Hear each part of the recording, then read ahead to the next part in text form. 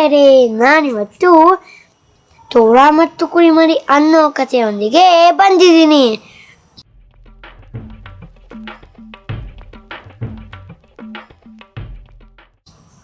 ಒಂದಿನ ಒಂದು ಕುರಿಮರಿ ತೊಡೆಯೊಂದರ ಕೆಳಭಾಗದಲ್ಲಿ ನೀರು ಕುಡಿತಾ ಇತ್ತು.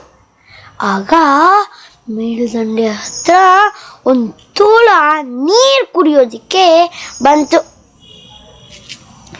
ಆಗ ಆ ತೋಳ ನೀರು ಕುಡಿಯುತ್ತಿರೋ ಕುರಿಮರಿನ ನೋಡಿ, ಆಹಾ, ಈ ಕುರಿಮರಿನ ತಿಂದರೆ ಎಷ್ಟೊಂದು ರುಚಿಯಾಗಿರುತ್ತೆ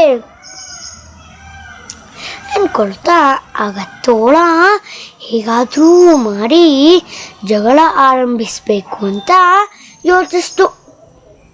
ಎಲ್ಲ ಕುರಿಮರಿ, ನಿಂಗೆಷ್ಟು ಸಾಕು, ನನ್ನ ನೀರನ್ನ ಯಾಕೆ ಎಂಜಾಯ್ ಮಾಡ್ತಿದ್ಯಾ ಅಂತ ತೋಳ ಅಬ್ಬರಿಸ್ತು.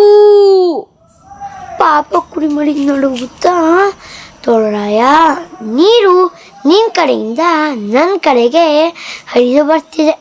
ನನ್ನ ಎಂಜಲು ನಿನಗೆ ಹೇಗೆ ತಲುಪುತ್ತೆ ಎಂದಿತು.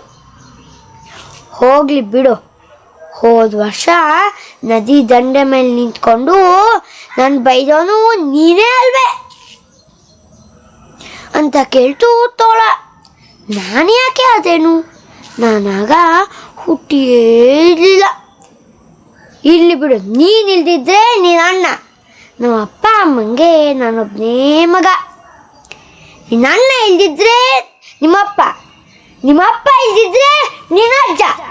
ಚೋಟುದ್ದ ಇದ್ದಿ, ನನಗೆ ಇದ್ರು ವಾದಿಸ್ತೀಯ ಎನ್ನುತ್ತಾ ತೋಳ ಹಾರಿ ಕುರಿಮರಿನ ಹಿಡಿದು ತಿಂದೇ ಬಿಡ್ತು.